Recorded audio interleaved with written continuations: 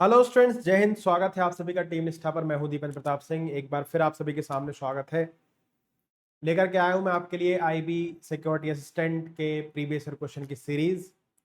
आइए फटाफट शुरुआत करते हैं आज की क्लास को। सबसे पहले आप सभी के लिए ncrtquiz.com, जहां पर आपको मिलती है आपके क्लास 6 से लेकर के 12 तक की सभी एनसीईआरटी के चैप्टर वाइज क्विजेज, और ये आपके जीएस के फाउंडेशन को बहुत ही बेहतरीन करेगी। तो आप इस बार ncrtquiz.com पर ये क्विज लगा कर जरूर देखें। साथ ही साथ अगर आप CDS, CAPF, FCAT, CGCAT इन एग्जाम्स की तैयारी कर रहे हैं तो आप इनके लिए मॉक टेस्ट भी यहाँ पर दे सकते हैं। यहाँ पर आपको फ्री डेमो टेस्ट भी अवेलेबल मिलेगा।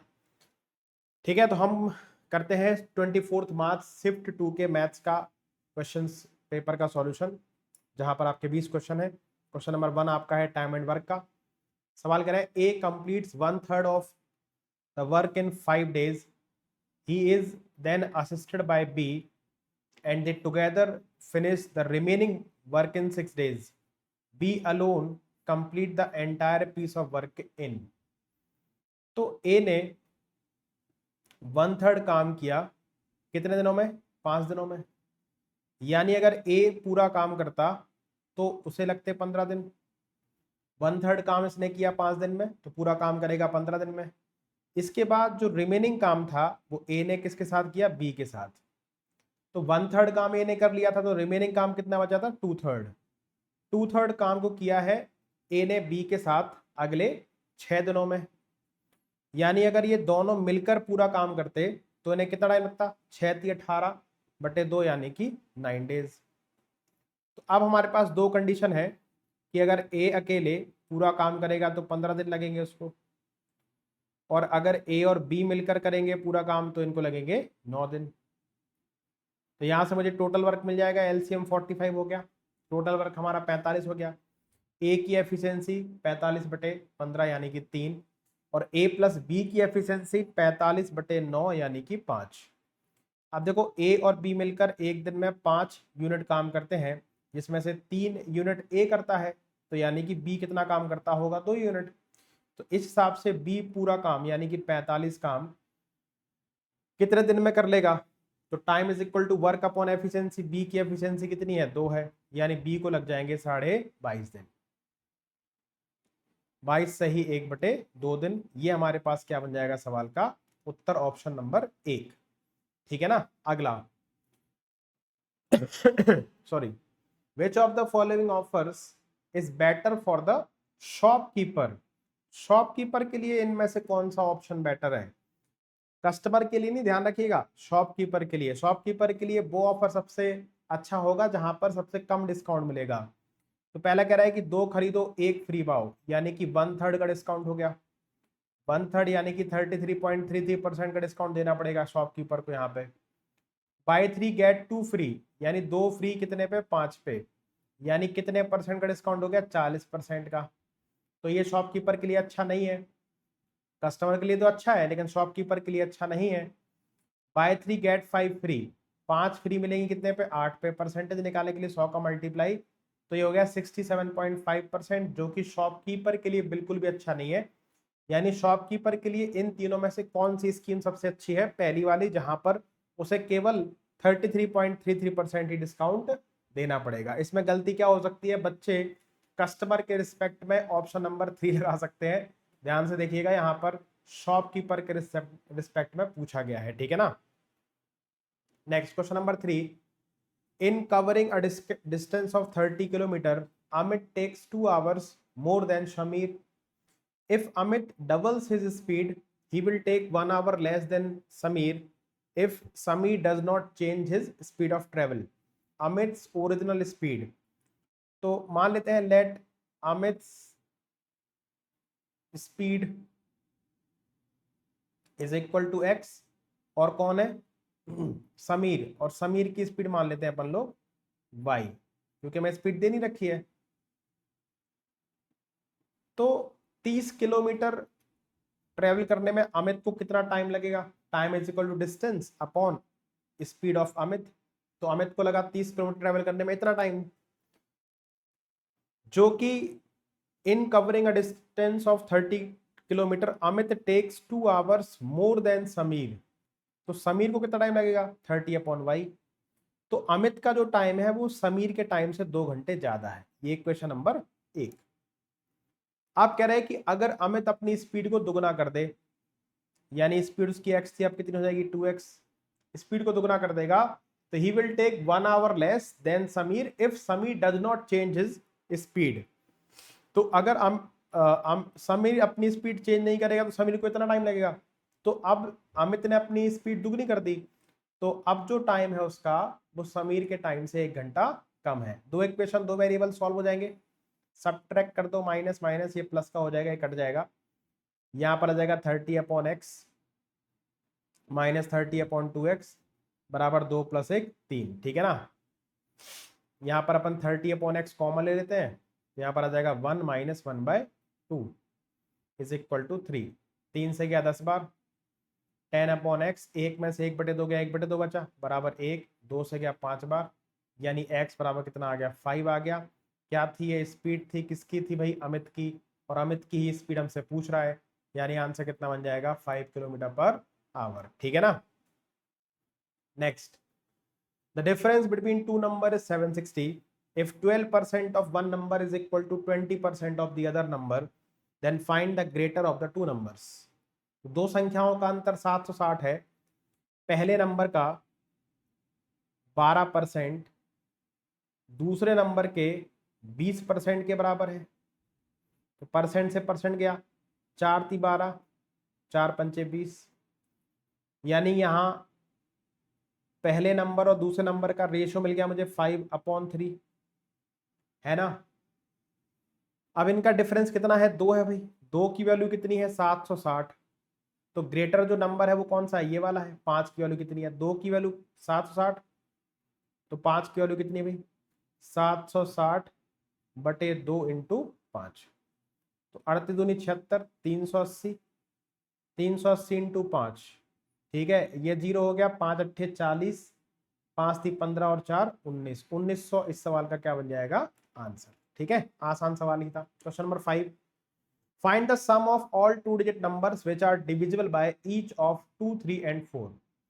तो हमें उन सभी 2 डिजिट के नंबर का सम बताना है जो 2, 3 और 4 तीनों से डिविजिबल हो, यानी कि संख्याएं किससे डिविजिबल होंगी 12 से।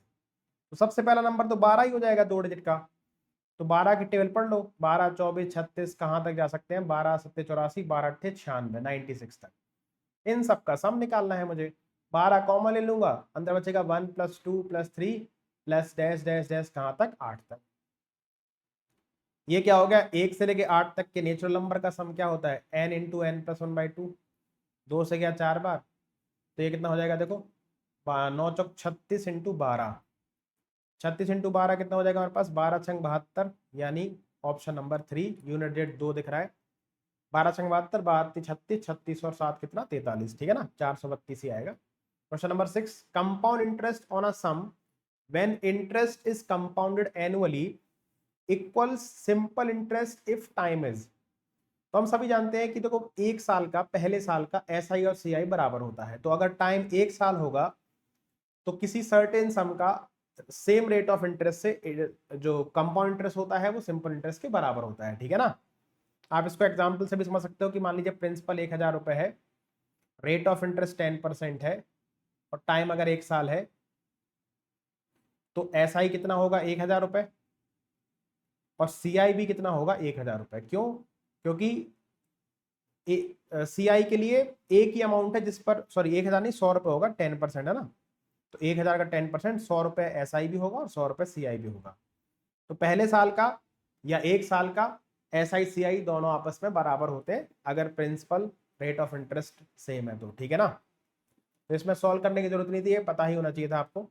Next question number 7, A/B 2/3, B/C 4/5, A+B/B + C पूछा है, तो यहाँ से हम A/B/C निकाल लेते हैं। अब A/B हमारे पास 2:3 है, B/C हमारे पास 4:5 है, तो यहाँ पर 3 लिख देता हूँ मैं, यहाँ पर 4 लिख देता हूँ, ये कितना हो जाएगा 8, 4 × 12, 5 × 15, तो ABC आ गया। हमसे पूछ रहा था A + B upon B plus C. तो ए प्लस बी कितना हो गया 8 + 12, बी प्लस सी कितना हो गया 12 + 15, 12 8 20 बटे 27, 20/27, यानी ऑप्शन नंबर 3 एकदम आसान सा। Question number 8, 5 consecutive even numbers are written in descending order if 6 8 and 10 are added to the first second and third numbers respectively and 13 is added to each of the last two numbers, then the new sum of the numbers becomes 120% of the sum of the initially given consecutive even numbers. Find the average of the initially given three middle numbers. Same यही सवाल हम लोग पीछे वाले chapter में भी solve कर चुके हैं। तो 5 कॉन्जिक्यूटिव नंबर कैसे होते हैं, x + 2, x + 4, x + 6 and x + 8। लेकिन ये लिखे कैसे हैं, डिसेंडिंग ऑर्डर में, यानी सबसे पहले लिखा है x + 8, फिर x + 6, फिर x + 4, फिर x + 2 और फिर x। ठीक है ना। तो इनका कुछ सम होगा, इनका कुछ योग होगा। अब क्या किया हमने, पहले नंबर में 6 ऐड कर दिया, दूसरे में 8, तीसरे में 10 और लास्ट के जो दो नंबर हैं उनमें हमने 13 13 ऐड कर दिया। तो अब जो सम है, नया सम, वो पहले वाले का 120% है। यानी अगर पहले सम 100 रहा होगा तो अब सम 120 है। अगर हम इसको और सॉल्व करेंगे तो 5:6 है सम, यानी कि ओल्ड सम और न्यू सम को अगर हम रेशियो में देखें तो क्या होता है, ये 5:6 होता है। यानी हमने 5 से 6 कर दिया सम, यानी कुल मिलाकर के हमने 1 जोड़ दिया। जबकि आप देखो हमने कुल मिलाकर के जोड़ा कितना, 13 13 26 और 24 50, कुल मिलाकर के हमने 50 जोड़ दिया। तो इस एक की वैल्यू 50 है तो 5 की वैल्यू 250 हो गई। यानी पुराना सम 250 था, नया सम कितना 300 है। ठीक है ना। तो पुराना सम यानी कि ये, तो इनका सम कितना हो गया, देखो 5x + 20 = 250, 250 में से 20 गया, 230 बचा, तो x बराबर कितना आ गया, 5 चौको 20, 5 छक्का 30, यानी x हमारे पास 46 आ गया। तो अगर x 46 आ गया तो बीच के जो तीन नंबर है इनका एवरेज क्या होगा, देखो जरा, इनका एवरेज होगा 3x + 6 4 10 2 12 बटे में 3, 3 से भाग करोगे तो इनका एवरेज होगा x + 4। x की वैल्यू कितनी है 46, 46 और 4 कितना हमारे पास 50, यानी एवरेज कितना आ रहा है हमारे पास 50 आ रहा है। या फिर आप ऐसे भी कर सकते थे कि ये 46, ये 48, ये 50, 52 एंड 54, तो जो बीच के तीन होंगे ये एपी में होंगे, एवरेज इनका बीच वाली संख्या यानी 50 हो जाएगा। ठीक है ना, आसान सवाल था। Next question number 9, a horse is tied with a 7-meter long rope at each vertex of a field that is in the shape of an equilateral triangle. Each rope is used to its maximum length. What is the total area of the field that is gauged by these 3 horses? तो बड़ा आसान होता है ये वाला। एक खेत है, एक फील्ड है जो इक्विलेटरल ट्राइंगल के फॉर्म की है। ठीक है ना। अब इसमें हमने तीनों वर्टेक्स पर 7 मीटर लंबी रोप से 3 हॉर्स बांध दिए। तो ये 3 हॉर्स जितना एरिया कवर करेंगे, जितना एरिया कवर करेंगे, है ना, वो क्या होगा, वो इन 3 सेक्टर का एरिया होगा। ये वाला सेक्टर प्लस ये वाला सेक्टर प्लस ये वाला सेक्टर, और तीनों का एरिया बराबर होगा। क्यों, क्योंकि इक्विलेटरल ट्राइंगल है, हर एक एंगल कितना होगा 60 डिग्री। ये वाला भी 60 डिग्री, ये वाला भी 60 डिग्री और ये वाला भी 60 डिग्री। और साथ ही साथ आपने तीनों जो हॉर्स बांधे हैं वो तीनों का लेंथ ऑफ रोप यानी कि जो रेडियस है वो क्या है, बराबर है। ये भी 7 मीटर लंबी रस्सी है, ये भी 7 मीटर लंबी रस्सी और ये भी 7 मीटर लंबी रस्सी है। तो एरिया ऑफ सेक्टर क्या होता है भाई, एरिया ऑफ सेक्टर होता है πr² θ/360। ठीक है ना। तो ये एक का एरिया होगा, इसमें 3 का मल्टीप्लाई कर दो, यानी 3 × पाई यानी कि 22/7, r यानी कि 7, थीटा यानी कि 60 अपॉन कितना 360। ठीक है ना। तो 7 से 7 चला गया, 6 × 3 = 18, 18 × 2 = 36, 2 से गया 11 बार, 11 × 7 = 77, 77 मीटर स्क्वायर इस सवाल का हमारा आंसर। ठीक है ना। Next question number 10, find the average of all natural numbers lying between 50 and 100। तो बिटवीन लिखा है यानी पहला नेचुरल नंबर 51 हो गया, 52 और लास्ट जो होगा वो 99। अब ये डेटा एपी में है तो इनका एवरेज निकालना बड़ा आसान है। क्या करोगे, फर्स्ट प्लस लास्ट का आधा कर देंगे, तो ये 150 का आधा कितना हो गया 75, यानी एवरेज कितना आएगा हमारा 70। ठीक है ना। Question number 11, in a 30 litre mixture the ratio of milk and water is 3:2। if 3 liter of this mixture is replaced by 3 liter of milk, then what will be the ratio of milk and water in the newly formed mixture। तो हमारे पास 13 litre mixture था, किसका, milk and water का। इसमें ratio क्या था milk and water का, 3:2। इसमें से हमने 3 लीटर क्या निकाल लिया, मिक्सचर निकाल लिया। तो अब हमारे पास कितने लीटर मिक्सचर बचा, 10 लीटर। 10 लीटर जो मिक्सचर बचा है उसमें मिल्क एंड वाटर का रेशियो चेंज नहीं हुआ होगा, क्योंकि ये बात हम जानते हैं कि मिक्सचर में से मिक्सचर निकालो तो रेशियो चेंज नहीं होता। यानी ये जो बचा हुआ 10 लीटर है इसमें मिल्क एंड वाटर का रेशियो 3:2 ही रहने वाला है। ठीक है, यानी कि 5 की वैल्यू 10, 1 की वैल्यू 2, तो 3 की वैल्यू आ जाएगी 6, 2 की वैल्यू 4। यानी इस 10 लीटर में मिल्क कितना है हमारा 6 लीटर है और वाटर कितना है हमारे पास, वाटर है 4 लीटर। अब हम क्या कर रहे हैं इसमें, हम 3 लीटर मिक्सचर हमने निकाल लिया, इसके बाद 3 लीटर क्या कर दिया, मिल्क मिला दिया। तो मिल्क हमारा 6 लीटर था, 3 और हो जाएगा, यानी मिल्क अब हो गया 9 लीटर और पानी हमारा है 4 लीटर। तो मिल्क एंड वाटर का जो रेशियो है नए मिक्सचर में हो जाएगा 9:4। ऑप्शन नंबर 4 इस सवाल का हमारा आंसर है। ठीक है ना। अगला question number 12, a closed cylinder with a base radius 14 meter and height of 21 meter is to be made with a metallic sheet of width 20 meter. What is the length of the sheet required if wastage is negligible, है ना।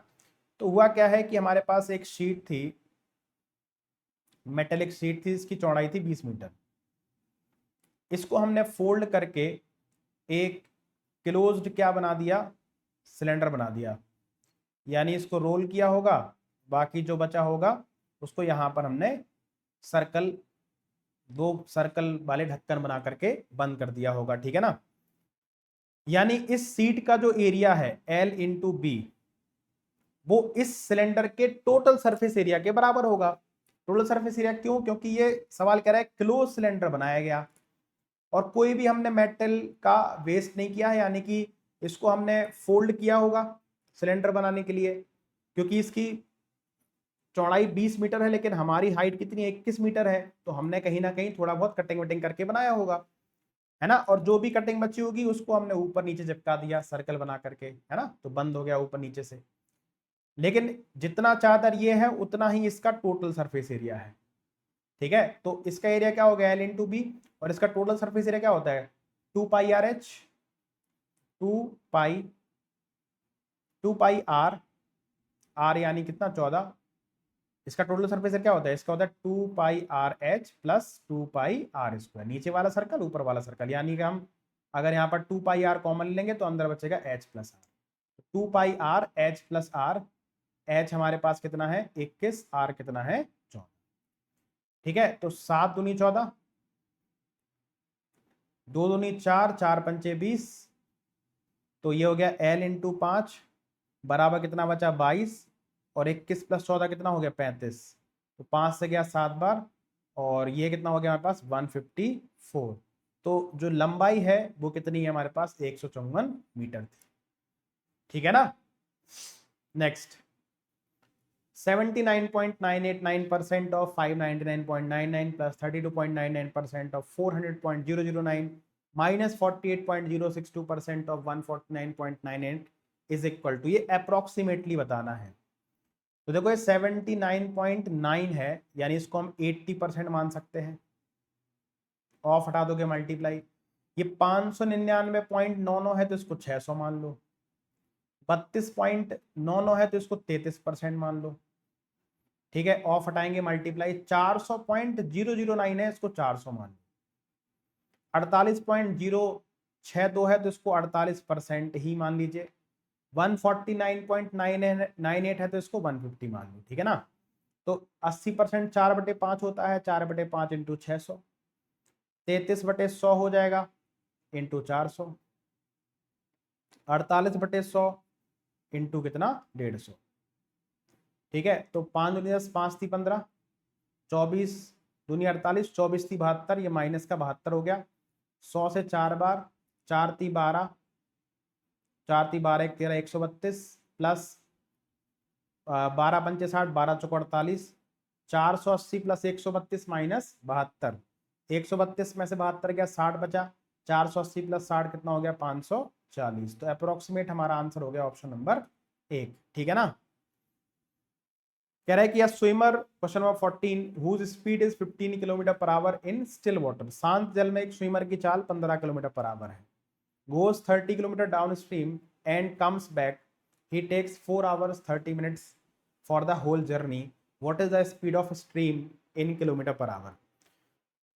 तो जब वो 30 kilometre down stream गया होगा तो शांत जल में चाल प्लस धारा की चाल ये हो गई होगी, और जब 30 किलोमीटर वापस आया होगा तो अप स्ट्रीम हो गया होगा, यानी 15 माइनस वाई, आने और जाने में कुल मिलाकर के 4 घंटे और 30 मिनट लगे।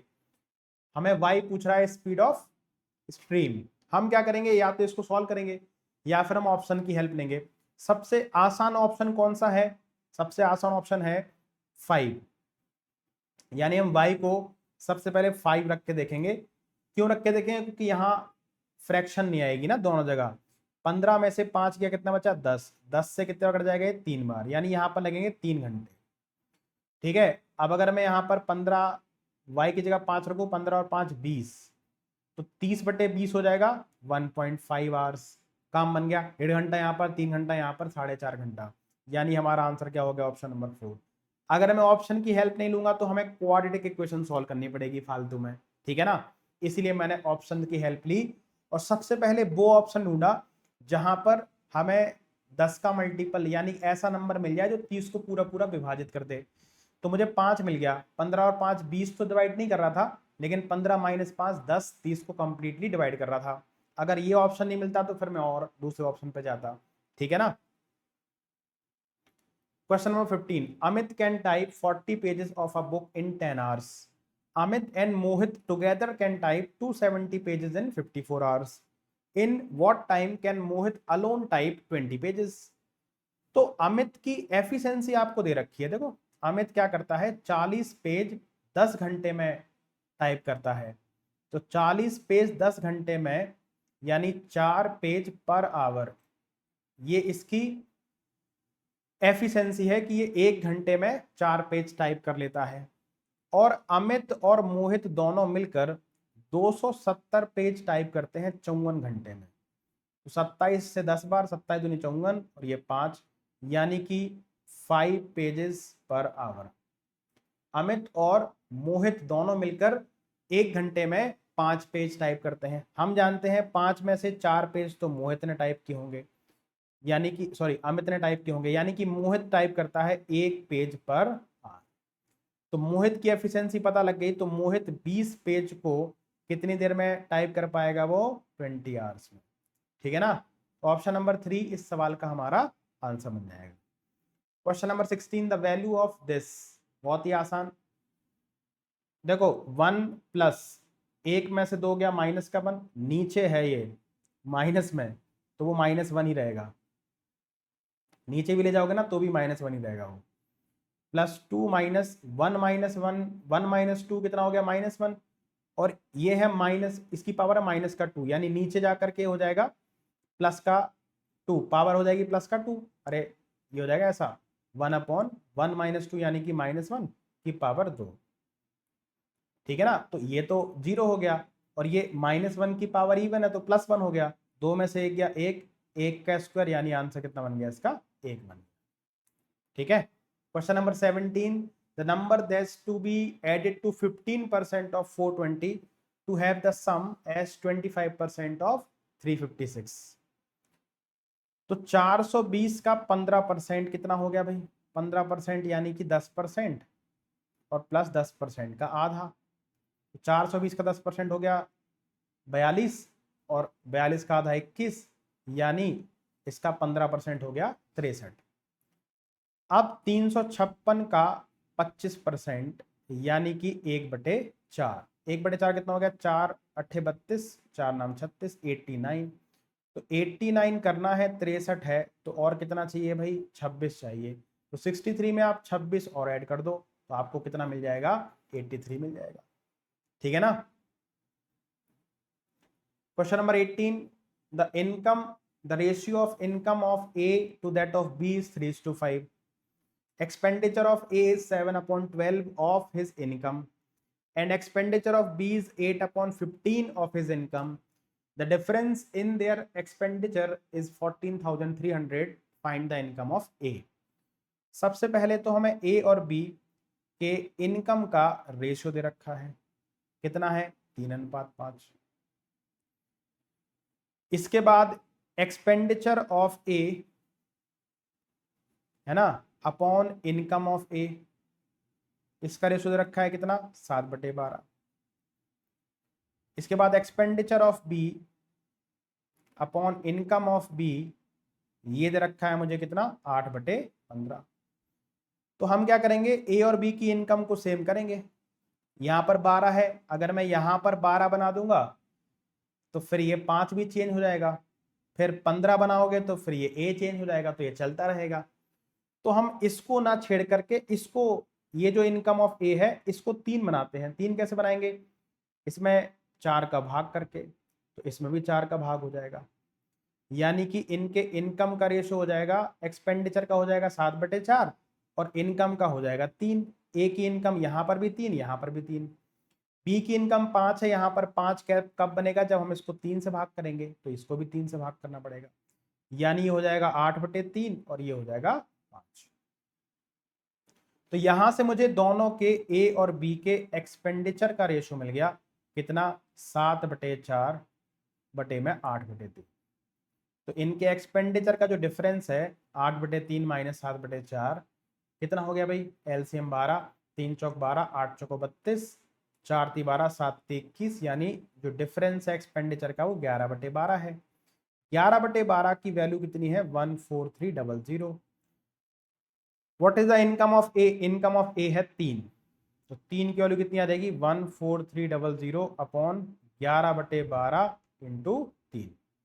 ठीक है, तो 11 से कट जाएगा कितने बार, 13 बार, 13 इंटू 12, 12 × 36, तो 36 इंटू 1300 कितना हो जाएगा, 13×78, लास्ट में 800, एक ही ऑप्शन है, ऑप्शन नंबर 3 है ना। 13×78 कैरी 7, 13 39, 39 और 7 कितना, 46, 46,800 हमारे पास आंसर बन जाएगा। ठीक है, question number 19, Somnath invested a sum of money at the rate of R% per annum compounded annually.